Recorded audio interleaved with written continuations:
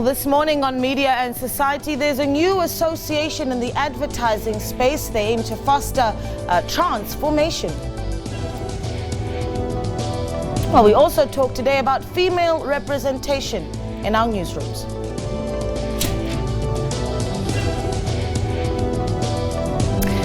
Well, hello and welcome to Media and Society right here on SABC News. Thank you so much for joining us. My name is Naledi Moleo. And this is where we look at the intersection between media and audiences. And of course, this show is really not complete without your say. So connect with us via our social media channels or share your views and concerns about how the media works and what we feed you. The hashtag to use on Twitter is hashtag SABC Media Society, or write this down so you can give us a call. We're always keen to hear your thoughts on our discussions. The number to call is 011-714-6841 or 011-714-6842. Right, so let's get into our discussion for this morning. So yet another industry in South Africa is complaining about the failure to transform nearly 30 years into democracy, and this has led to black-owned advertising agencies now forming the Black Agencies Network Association, or Bana. Its purpose really is to speed up transformation and ensure that the sector is representative of the country's demographics. The advertising industry, described as an integral part of everyday life, constructing various messages to society. But the 50 billion rand industry is said to be mainly dominated by international companies. Black-owned advertising agencies say the lack of transformation is disheartening and believes diversity in coining messaging is long overdue. Bana says it cannot continue being on the sidelines and not letting black voices be heard. The advertising spend in South Africa is close to about 58 billion rand. It influences close to about 60 million South Africans, their mindset, their behavior. Those who walked the journey before say transforming the sector is long overdue. The challenges are twofold. One is the people who give advertising agencies money are actually clients. And without clients, there's no advertising. And therefore, if there's no transformation on the side of the clients, you can hardly expect the advertising industry to reflect that. We actually have to step onto center stage. We cannot remain peripheral. We've got to step onto center stage and redefine not only the advertising industry, not only the marketing industry, not only the communications industry, but redefine the whole of South Africa in our own image. Government says it supports any industry that will reflect the country's demographics.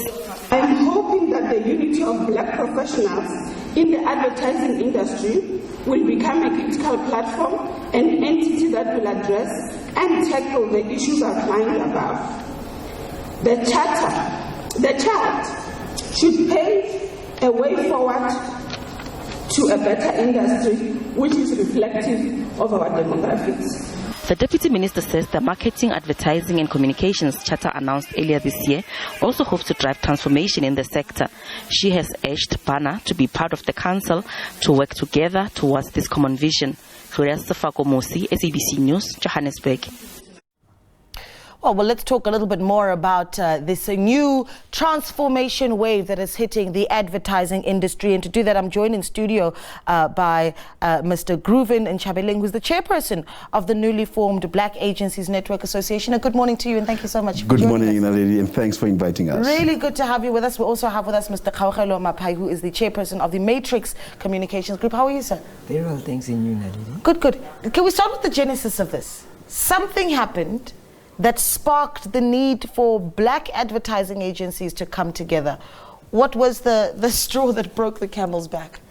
I think we have to put things into perspective and context, because if you look in terms of where we are as a country, to almost about 28 years into our democracy, we have not seen the real transformation taking place in this particular sector that influence close to about 60 million South Africans.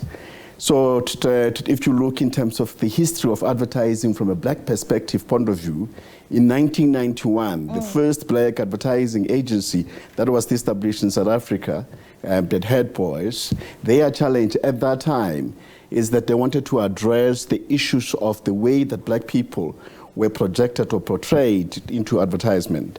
So 10 years later, after 1991, we have seen a number of advertising agencies, and almost about 8 of them that were established due to transformation, that were taking advantage of transformation in 1999 and 2000. And now in 2022, there are almost about 30 or close to about 35, 100% black-owned advertising agency, and yet the industry is not transformed. So far as the big multinational clients, and these particular agencies are saying that, it's 58 billion rand. We need to ensure that we participate into this particular chart to make sure that we transform this industry. Yeah, I want to talk a little bit about the pie, really, in terms of the revenue and all of that in a little bit. But I want to start firstly with what impacts the viewer and the consumer a lot of the time, which is that image of the black South African and how a lot of black South Africans have been portrayed by advertising agencies from what you've called the early 90s up until now. Nadamapai, how have you seen that transformation? Have we seen advertising agencies representing black people with respect? I mean, we've seen many campaigns that have gotten our attention, the likes of Tresemme, the likes of what we saw with Clicks. Where are we now? I think it's happening in some aspects, so not all adverts are offensive. But to your point, the times where there have been those kind of adverts that have depicted black people in a very negative light, obviously there's always been a huge uproar. I think that the industry still has an opportunity to get better and to reflect South Africa and to reflect the demographics of the country, because I think because of our sad past, we have an industry that historically didn't have a lot of black people in it. And like Ruben has said, that I think over the last few years, I think more and more agencies are coming up, more and more people are going into marketing. In the past, you didn't have a lot of black people in marketing.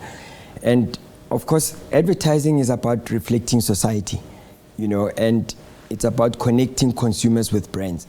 But you can't connect a brand with someone you don't know. You can't, because you don't know what triggers them, what gets them going, what creates that affinity.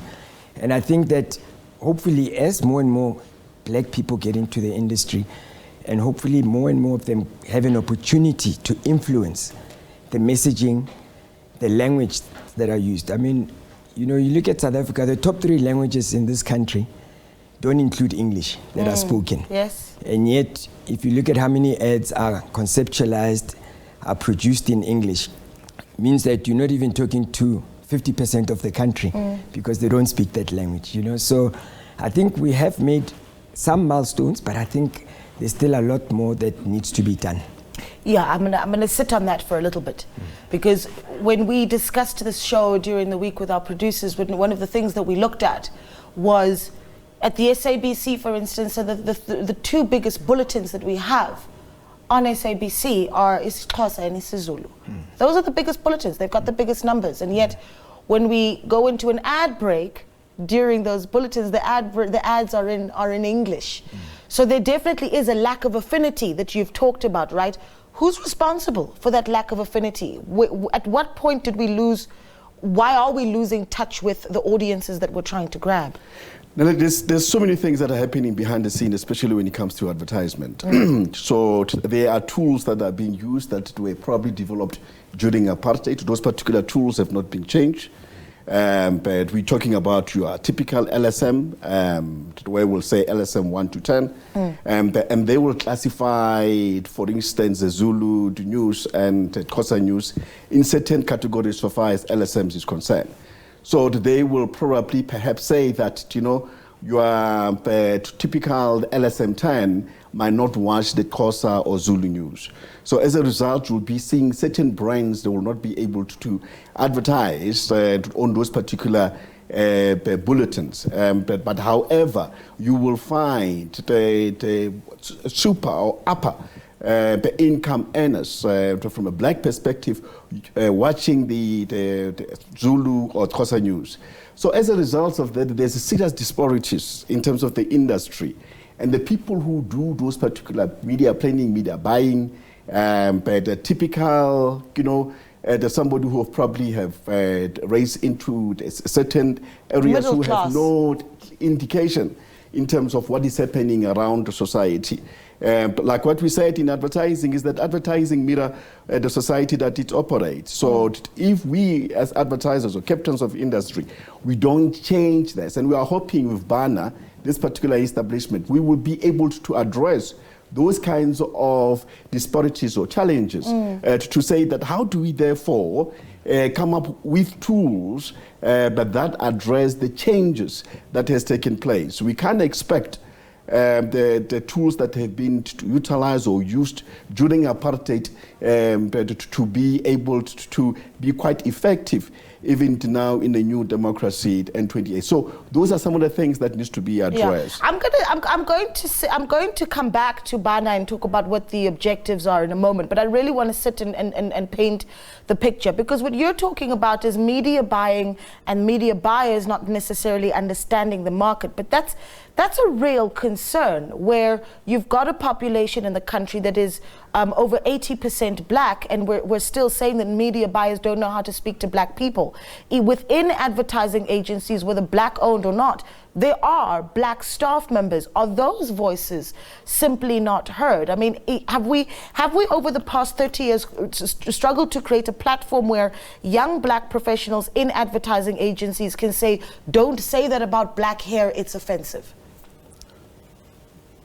Yeah, our industry reflects our sad past in many respects, right? So I often liken it to me as a South African being tasked to come up with advertising for a brand, say in Uganda. If I've never been to Uganda, where do I even start conceptualizing? Where do I even start? And I think part of the problem is that I think a lot of the practitioners in our space are not curious enough, right?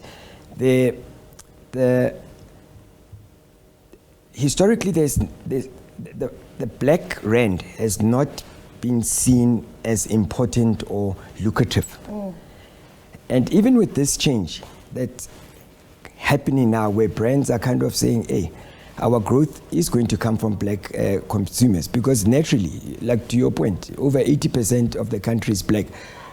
So unless you're selling shampoo for straight hair, your growth can only come from black consumers, just by looking at numbers.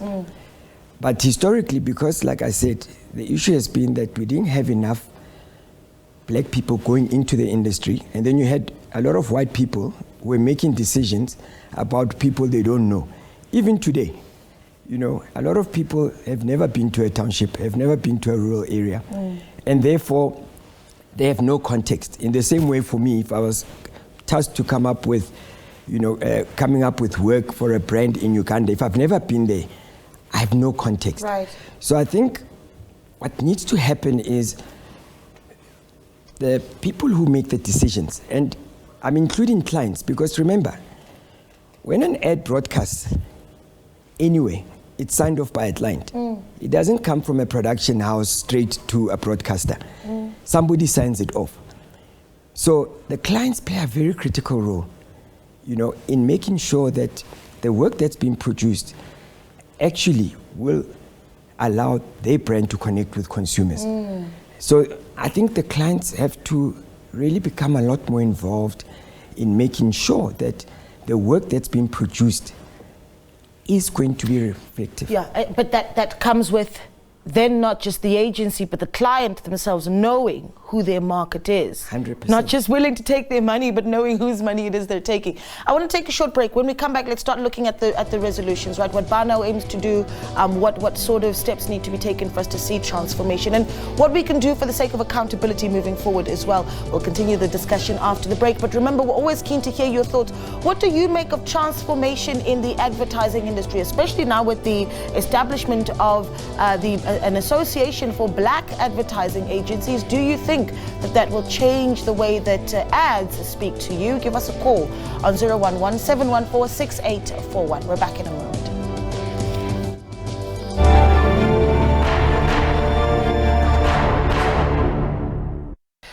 Welcome back to Media and Society. Remember, we're always keen to hear your thoughts on the discussion that we're having this morning. The number to call is 011-714-6841 or 011-714-6842. On Twitter, use the hashtag SABC Media and Society. We're still in conversation with Grooven Nchabeleng, who's the chairperson of the newly formed Black Agencies Network Association, or Bana. We're also joined by Mr. Kaukalo Mapai, who's the chairperson of the Matrix Communications Group. Okay, so let's talk about, do you say Bana or Bana? Because it's black, I'm hoping you say Bana. Bana. Yeah, what is the goal here? I think, Naledi, there are a number of aspects that we're going to look, or we are looking at. The one is to accelerate transformation. That's critical, to make sure that we participate, particularly around the big multinational brands that they've been existing in this particular country, even before and after apartheid.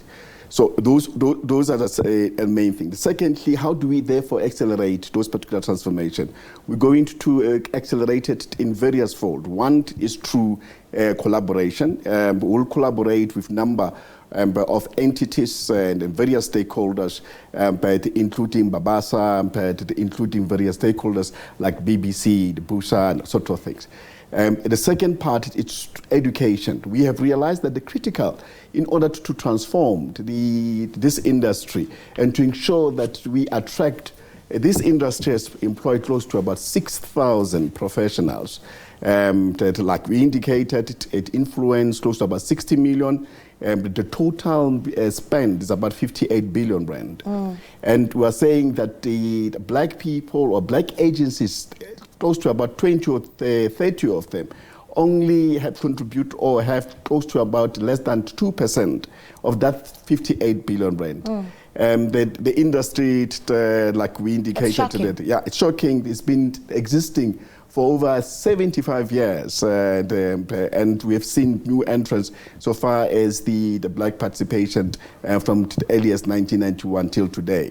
So what we are saying is that the education also is quite critical, where we will to partner with institutions like AAA, Vega, Boston, institutions that offer advertising and making sure that how do we therefore assist the previously disadvantaged communities to get into those particular institutions. Those institutions are quite expensive, to say the least. Some of us who are a product of that, we know how expensive they are. But they contribute to make sure that they attract young graduates to get into advertising. So those are some of the things that we'll be looking at. Other things, like I indicated, is the tools.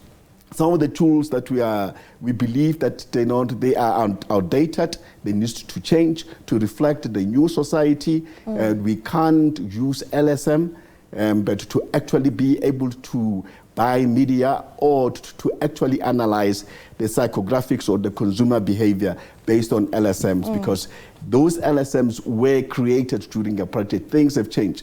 Let me just give you a typical example. Somebody will leave in informal settlement. That is coming from Matatiela or from Skukune. He lives in particular informal settlement. He's seeking for the job. He's working in Johannesburg. But he's got a beautiful house in Matatiela or in Skukune, a double-story house.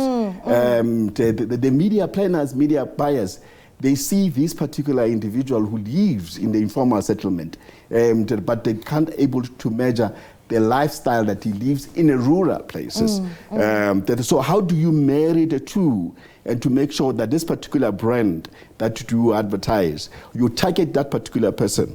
That if you go to any particular informal settlement, you'll see a number of the satellite dishes in that particular area. And you ask yourself, are these people be able to afford it? Yes, they can. And because of they have able to prioritize, yes, they see this living in this particular area as a working environment. They just work here, but where they live, it's not a reflection in terms of where they are working. But so we need to able to balance the two. And you need advertisers to understand those nuances and dynamics. So you need to understand the society that you are operating. So when you advertise, you know how to those days where you have to create an advert for Africans, and then another advert for Europeans, and it's still there, it's still being practiced. We need to make sure that an advert, when we're talking about racial cohesion, create one advert that can be able to address and able to talk to majority of South Africans in this country. And I think part of the thing is, I wonder as well if advertising agencies actually understand the various platforms that we have in the country. SABC 1 is primarily catered to a Nguni market, SABC 2 very much to a Sotho Afrikaans market, and so when you've got that real understanding of that landscape, you're able to maximize on who you're speaking to. But do you think that, considering that you said black advertising agencies are getting 2% of business really in the industry, which is shocking in 2022, it's frightening. Do you think an association like this really can turn things around? Yeah, it can. I think the onus though, and I always say this, that even as black companies, what we need to strive for is excellence, right? And I think for me, what the industry needs to be open to is to become more inclusive, so to allow people to be able to pitch for work, to be given opportunities to pitch, because if you don't give them a chance, you won't know what they have to offer. And I think that's always been a barrier for a lot of companies, black companies in particular, where they're not given a chance to come and pitch and to have an opportunity to respond to briefs. And if you don't give people an opportunity, you won't grow the pie. So I think that's probably the biggest problem. But, you know, I run my own group as well, you know, and within my group, one of the things I always say to the guys that we have to push for excellence. You know, we need to make sure that we create great work so that we grow our business, you know, because at the end of the day, you know, transformation is important. But I always say, as black people, being black in Africa is a given. We just come from an abnormal country. We shouldn't be fighting for such things. Yes. I don't think there's a bunch of white people in Europe fighting to be recognized as white companies. But beyond being black, we have to also punch above our weight. We need to deliver excellent work, and we need to come with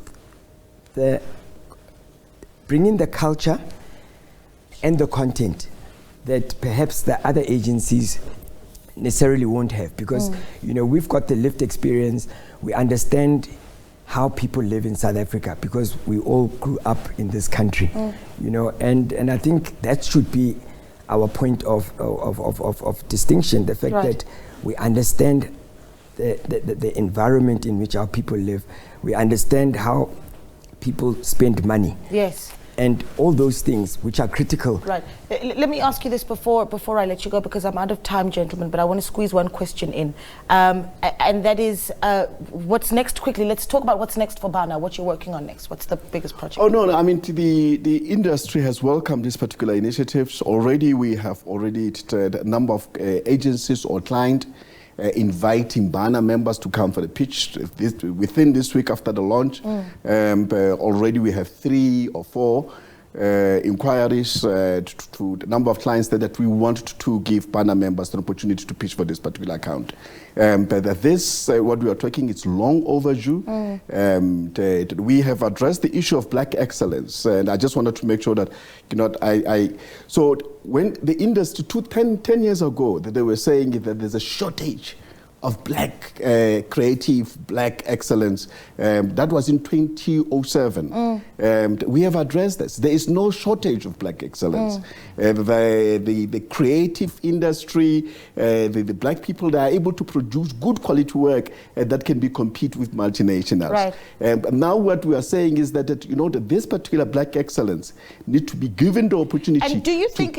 Let me come in. I'm going to squeeze one in. Do you think that we can get there where that black excellence province is given an opportunity without having to legislate against it and say, well, we're going to force quotas on multinational Oh, companies? yes, we can do that. In other countries, they have done it. But if it needs that government needs to intervene into this particular process, we will go to government to say, hey, force this multinational agency to give us this opportunity, because we are a majority in this country.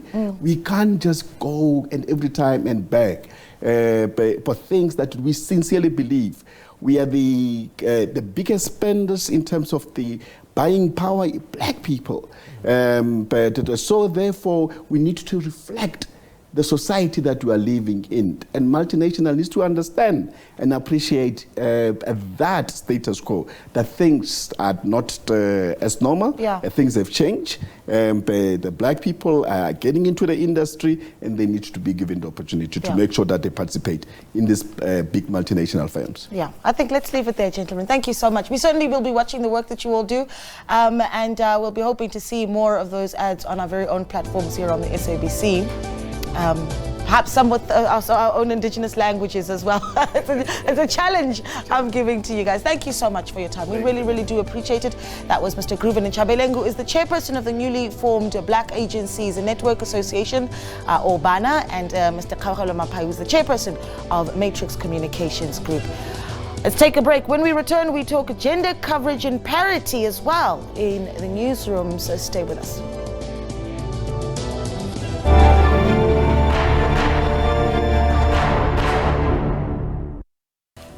Welcome back. So here's some encouraging news for Women's Month. In 2021, the Reuters Institute released a report that showed that South Africa leads in the number of female decision makers in newsrooms. Top editors were found to be at 47% in South Africa. That's quite impressive. The United States of America saw this figure at 43%. Finland is at 33% in growth, and it goes all the way down to 0 in Japan. Now, while this is the picture in positions, it is also reflected in how coverage is done. But do we see a lot more female experts in many fields like science, technology, sports, and so on? Well, joining me to have this discussion about gender coverage and parity in newsrooms is SANEF's Deputy Chairperson, Nwabisa Makunga. We also have Slindile Kanyile, who is the editor and co-founder of Umbele, which is an online isiZulu publication. She's the former editor of Isolezwe. Ladies, thank you so much for joining us, and a good morning to you. Good morning. Good morning, Naledi. Good morning, Nwabisa. I want to start with you and say 47% of decision makers in the newsroom. Is that representative of what you see? It is somewhat representative. It is nowhere near where we need to be, though. And I think one thing about that study that we must bear in mind is that, yes, it talks about, female representation in the newsroom, but it also does flag the point that when it comes to executive positions in media companies, women are generally not represented, or there's very minimal representation of women on that front, which obviously is a problematic thing. So yes, we have seen a shift, from sort of the last decade or so, where more women are coming into the newsroom and more women are rising in newsrooms. But we are also seeing that there seems to be somewhat a glass ceiling when that is concerned, and that is for many of us, that is quite a concerning thing. Yeah, well, explain what you mean by that when you talk about that glass ceiling and where we've seen some of those examples, without perhaps naming people, if you can. So, for example, one would grow, will take years, yes. One will grow to become an editor, right? So editor of a publication or whatever the case may be. But you find very rarely that in media companies in South Africa, there is a fair representation of women when it comes to executive power. So these are the people who are, sort of the board, at board level as far as media companies. These are the people who are CEOs, et cetera, et cetera. There are a few, but it's not nearly, the picture is not nearly as what it looks like when it comes to the actual newsroom. Yeah, that's quite concerning, and I wonder if that trickle-down effect then impacts content decisions that are made, or if you've got women in the lower positions really able to cushion what we're able to put out as fair representation. But Slindile, perhaps you can come in here and talk about whether or not you are satisfied with the representation of women in the newsrooms. But not just that. Because you can have the women in the newsroom, but are they being paid the same as what men are being paid in the newsroom? Okay, thanks, Naledi. Look, as Nobisa says, I do think that there is more that we need to do. And certainly when it comes to salaries as well, there is more that we could and should do. But when it comes to coverage, I think that the fact that you are seeing more and more women decision makers, especially at newsroom levels, it is, you do see that reflected in the coverage. Of course, we would like to get to a point where the effort that we see in August, we are able to put it throughout the year, because we do a lot more. And especially the kind of coverage that you see in August is the coverage which is very positive, where it shows that there are other things, there are other issues that women do and the progress, because often the coverage also reinforces stereotypes. But in August, you get a balance, which is important, and that is why I say that you'd like to see more of that throughout the year. But certainly, when it comes to salaries and definitely executive level, we need to do more. Yeah. Do we have an understanding, Nwabisa, of what the pay parity is for female journalists versus male? I know that there have been various studies done about pay parity generally. Do we know what that gap looks like for journalists in the newsrooms? I'll be honest with you. I'll answer this question in two ways. My experience and sort of where I've been, there hasn't been a difference. However, I do acknowledge that one speaks to many journalists and many editors for whom that experience is very real.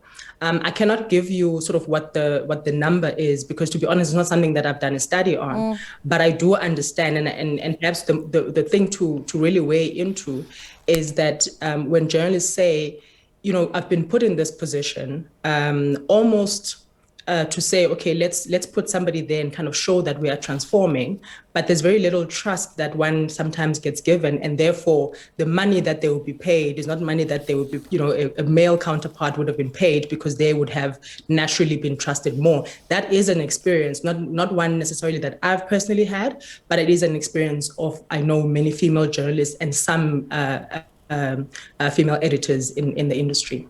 Yeah, and then there's the safety of journalists as well, right? I mean, we go back to, for example, the SABC journalist Stefina Komane, who had to leave the scene when she covered floods in Tembisa as the community became aggressive towards her. There was an ENCA reporter who had EFF members. There was that thing that happened in the Western Cape where they were aggressive towards her, and it became a big thing on social media. We said in Ndlozi saying that it was not harassment. Are we seeing more and more of that, where women, female journalists really aren't feeling so safe to be on the ground? Slindile? I think what we see there, Naledi, is really, it's a reflection of our society, because as women in South Africa generally, women are subjected to violence and harassment. And yes, we do need to ensure that we do not expose women journalists to situations that obviously subject them to violence or dangerous situations. But I think as we do that, we also need to strike a balance so that we don't then also regress and say that then women journalists should cover soft stories, if you will. So you still want journalists to be given opportunities to cover stories, as they wish to cover them. And you obviously also do not want to pull women journalists back from certain beats simply because they are going to be harassed. Yeah. I think the challenge more than anything for us is to strike that balance where you are not in danger, but at the same time, your progress is not held back. But it also talks to what we need to do just generally as a society when it comes to violence. And it's unfortunate when it also comes from influential voices like the EFF leader, because you would think that he would know that a comment like that, the implications of it, and if you factor the people that follow him and the influence that he has in society, it is not a comment, it is just an irresponsible comment. And it's almost akin to saying to a rape victim, why was she wearing a short skirt? That kind of comment is something akin to that. And it's unfortunate that in 2022, this is what we still, as women in South Africa, have to be subjected to. Yeah. Nobisa, then we look at the flip end of things. Right now we're talking about journalists and their representation, but as journalists as well, we've got the responsibility of choosing the analysts that will come forward and speak to our viewer. Media Monitoring Africa said that 80% of sources after the about the COVID-19 pandemic were men. That we were speaking mostly to men about COVID-19. We speak mostly to men as political analysts. Are we choosing male voices as well over female voices in the country? Lady, if you'll please just indulge me, I really don't want to let go of that just to comment minor on the issue of safety of female journalists. Go ahead, yeah.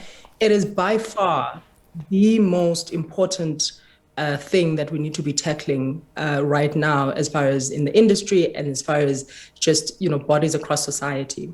It is the most dangerous thing that is happening, the biggest threat, in my view, to coverage and really media freedom, because not only is it that female journalists, when they're out, or any journalist for that matter, and they're out and they get this kind of attacks, whether physically or on the internet, what then happens, the very kind of pervasive effect of that is that journalists begin to self-censor.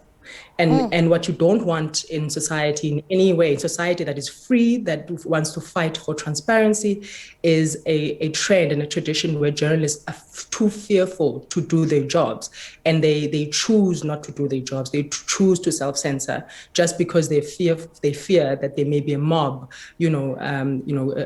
firing vitriol at them. And I think, and Slee is quite right to say that we need to reflect as a society what it is that we are trying to do. It's a slow and steady, slippery slope.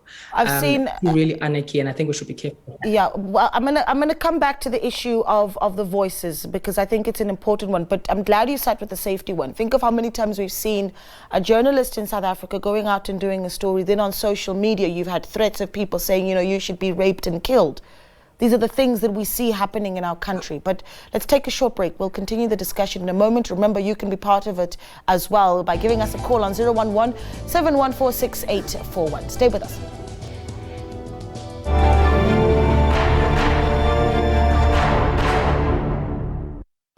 Welcome back. You're still watching Media and Society. Remember, you can be part of our conversation as well. The number to call is 011-714-6841, or get onto Twitter and use hashtag SABC Media and Society. We're in conversation with Nwabisa Makunga, who is the Deputy Chairperson of SANEF, or the South African National Editors Forum, and we're also joined by Slindile Khanyile, the editor and co-founder of Umbele, which is an online isiZulu publication. She's also a former editor of Isolezwe. Ladies, before we went into that break, we touched on the issue of safety, and I think it's an important one. There's the harassment that female journalists face on the field, but we need to be honest with ourselves and talk about the harassment that female journalists face within the newsroom as well. And Nwabisa, I'm actually going to give this one to you, where how often does SANEF get complaints from female journalists about sexual harassment in the workplace that we know is an issue very many times? We do. Look, we obviously get all sorts of complaints, but it is for me, it is one of the concerning things, particularly when it comes to much younger female journalists who, they've just come into the industry, just spend a year or two, and also it's not. Sometimes it's not overt. Sometimes it's kind of in comments and what is angering in my view about it is that the victim, the person who, to whom all of this is directed, sometimes they doubt themselves. They doubt, did it really happen? Did it not happen? And I think it's part of why we need to, and we are encouraging media companies to a very, very strong sexual harassment policy where people understand exactly what it is, that are their rights, where they understand what ought to be done, where there is a safe space and a safe environment for them to be able to report this. But not only that, for them to be able to know that after I've reported it, I will no longer suffer some sort of backlash, etc. And the sad thing about it, sometimes the kind of harassment, is one that comes from people who are much senior. So people who are sometimes in decision-making positions. And that is quite troubling. So yes, our view is concerned about it, but what we are consistently trying to do is engage with media companies to say you need to have, sexual harassment policies in place, but also create a conducive environment for people to actually report and be transparent about these matters. Yeah. So let's get into the issue that I did raise earlier, Islindi, and I'll bring you in here. Do we have an issue in the country where we really need to be focusing more on bringing more female voices? And I'm talking now the voices that journalists speak to really explain what's happening in the country, whether it be an analyst or commentators. Are we giving enough women a platform, Islindi? No, we're not. We are not, Naledi, and I agree with you. I do think that we need to be more intentional about it. But I also do want to say that it is not only the responsibility of the media to ensure that this happens, because how we reach out to experts or analysts, it is also informed by. For example, when it comes to academics, you have universities, they will send you lists of commentators. And so the universities need to ensure that, there are women analysts on those lists. Even with PR agencies, when there's something that say for example, make an example with the budget, you'll get perhaps a particular financial institution saying that, we have X number of economists who you can speak to after the budget. That particular, financial institution needs to ensure that on that list, because also sometimes there's no way for us to know that, you actually have so and so available. That is why I also applaud the initiative Cope This Woman, because that is an initiative where the women have also taken the responsibility to say, guys, here we are, and this is how you can access us. And I hope that we will start also tapping into that resource more and more. There's definitely, a need for us to do more, but it will not only happen because we create the platform as the media. Yeah. Well, I'm going to take a call quickly, and you can be part of the conversation as well. The number to call is 011-714-6841. We have Zugile on the line from East London. Zugile, good morning to you. Good morning, and how are you? We are to the well. Rest of the viewers at home. Thank you so much for calling in. What are your thoughts? I think we have a serious problem, a serious challenge when it comes to women and digital transformation. Remember, we have a society that is digitally divided as we speak. Now, if you look at media today, SABC is having all the platform to create opportunities for women. But women are not prepared to be in the digital globally competitive society. As a result, we're going to have these topics on continuing basis without solving the problem, the cause of why women are not present in the newsroom, in the current affairs.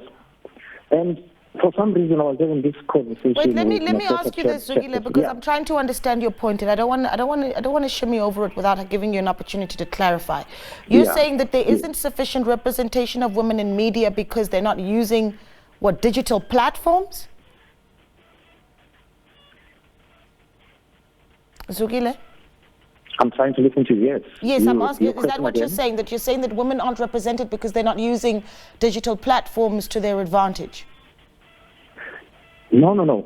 The problem is not women not using the digital advantage. It is the fact that they are not being prepared to be migrated to the balance that you guys want in the newsroom. Because now we have, I don't know, but the problem of South Africa with media and women, they don't need to be discriminating anyone else, but to be saying, here are women, especially young women. Here are women. We have prepared them. We have Mesita. Right. Okay. I think I get your point, but let's leave it there, Zugile. Thank you so much for calling, though. 0117146841. Who else is on the line? Bernard is on the line. Bernard, good morning to you. Okay. Bernard's line is going off. Okay, so I think we've covered quite a bit there. I really just want to get into the optimism, right? Where you have that caller right now who at the end, at the tail end of his point, Zugile was saying, we need to see more young women actually being shown, that we celebrate young female talent within the industry. Are we doing that sufficiently, Slee? Are you confident that we're seeing more and more of that? I think it varies, obviously, from media house to media house, because we do have to also remember that coverage is dictated by who the target audience is and what that particular media house considers to be priorities. But also, there's the reality of the resources. So you may want to do more, but you find that, there aren't enough resources. I think when it comes to magazines, for example, you do see more and more of positive stories. But that is also because, I guess, of the nature of magazines versus, what a daily publication would prioritize, for example, dictated by Page Nation and would be different. Certainly in our publication, Umbele, we cover women in business daily. Right. And that is why I also said at the beginning of our conversation that I hope that we will get to a point, obviously resources permitting, just generally in the media ecosystem, where we will see more of the positive stories throughout.